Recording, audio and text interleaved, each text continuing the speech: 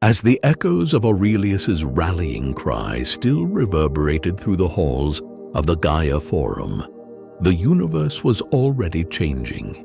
Diplomats scrambled, military leaders met in secret, and the undercurrents of history shifted as factions realigned. But in the darkened corridors of the Velgron Empire, a different discussion was taking place. In the shadowed throne room of Emperor Kalixor, a sinister calm hung in the air. The emperor sat on his obsidian throne, flanked by his advisors, eyes glowing faintly under his helmet. The news of the human rebellion had reached him, but Kalixor was unshaken. He had crushed dozens of insurrections in his reign, and this would be no different. Or so he thought. "Humans are primitives," Kalixor hissed, his voice like the grind of tectonic plates. "They bark loud, but their teeth are dull. They cannot harm the Velgron. Send a fleet to Earth's moon. Show them the price of defiance." His advisor, a gaunt figure with deep-set eyes, hesitated. "Emperor, the humans are more resourceful than we anticipated. They've rallied dozens of minor species already. If we strike too soon, it may unite the rest of the galaxy against us." Kalixor's cold gaze snapped to the advisor. "Let them unite. They are ants, and I am the storm. No force in this galaxy has ever threatened the Velgron Empire." The advisor bowed, but unease hung in the air. Kalixor was confident, but the old certainties were beginning to fray. Back on Earth, preparations for war had begun in earnest. Factories were repurposed overnight, producing weapons and ships at a breakneck pace. But humanity's greatest weapon wasn't their technology. It was their ability to adapt. Across the globe, scientists and strategists worked feverishly on new advancements, unlocking the potential of FTL technology, not just for communication, but for warfare. Whispers of a new kind of weapon spread through military circles, a weapon that could strike at the heart of the Velgron Empire itself. Among those working in the shadows was Dr. Evelyn Hart, a physicist who had been studying Velgron tech for years. She had seen the horrors the Velgron inflicted on humanity firsthand, and now she was determined to turn their own power against them. In her underground lab, surrounded by holographic blueprints and towering reactors, Hart and her team were developing something extraordinary. A resonance cannon designed to destabilize the Velgron's energy shields and reduce their mighty ships to dust in seconds. But time was running out. The Velgron fleet, a massive armada of blackened ships that blotted out the stars, was already on its way to the Sol system.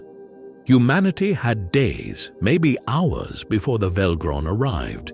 The battle was coming, and Aurelius knew that the future of Earth, and perhaps the entire galaxy, depended on what happened next.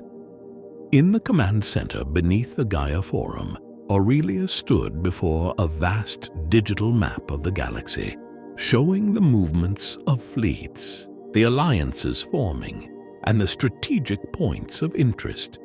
He glanced at the Velgron's advance and then turned to his generals. "We need to delay them," Aurelius said, his voice calm but edged with urgency. "If we can slow their fleet long enough, Dr. Hart's weapon will be ready. We'll need to hit them where it hurts." One of his generals, a grizzled man with decades of combat experience, frowned. "Their ships are faster, stronger. We can't engage them in open space." "We won't," Aurelius interrupted. "We'll set traps, ambushes, force them to fight in the asteroid belts, in the shadows of their own worlds. And when the time comes, we strike." Meanwhile, on the Velgron flagship, Supreme Commander Rathar stood before his crew. His alien eyes narrowed as he surveyed the distant stars through the viewport. He had fought countless wars, but something about this one unsettled him. The humans, so small, so fragile, were different from any species he had ever encountered.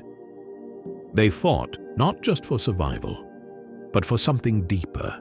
"Commander, "Our scans show strange energy signatures ahead," a Velgron officer reported. "It could be human ships or something else." Rathar's grip tightened on the hilt of his sword. "Prepare the fleet for battle. Whatever it is, we will crush it."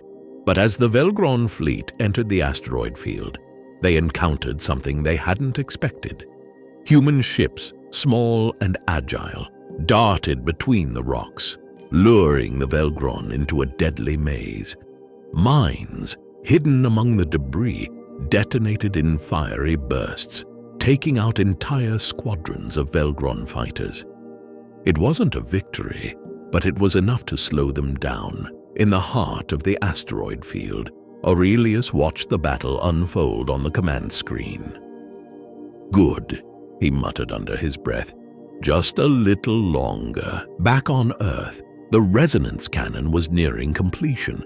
Dr. Hart and her team worked tirelessly, fine-tuning the weapon's frequencies. The Velgron had underestimated humanity, and now their arrogance would be their downfall. The final pieces of the weapon came together, just as the first Velgron ships entered Earth's orbit. The skies above the planet were filled with fire and fury as human and alien ships clashed in a desperate struggle for survival. But at the edge of the battlefield, hidden beneath a cloak of electromagnetic interference, the resonance cannon was primed and ready. Aurelius, aboard one of the Earth's defense stations, opened a secure channel to Hart. "Are we ready?" Hart's voice crackled through the comms. "Ready as we'll ever be. Targeting the lead ship now." Aurelius nodded, his heart pounding. "Do it!" In an instant, the resonance cannon fired, sending out a pulse of energy that rippled through space. It struck the Velgron flagship, and for a moment, nothing happened. Then, in a blinding flash, the ship's shields collapsed, and the once impenetrable vessel exploded in a brilliant cascade of light. A cheer erupted across the human channels, but the battle was far from over. The Velgron were relentless, and the war had only just begun. But for the first time in centuries, the galaxy knew that the Velgron could be defeated, and humanity, against all odds, had sparked a revolution that would change the universe forever. As Aurelius watched the wreckage of the Velgron ships drift into the void, he allowed himself a small, grim smile. The fight for freedom had only just begun.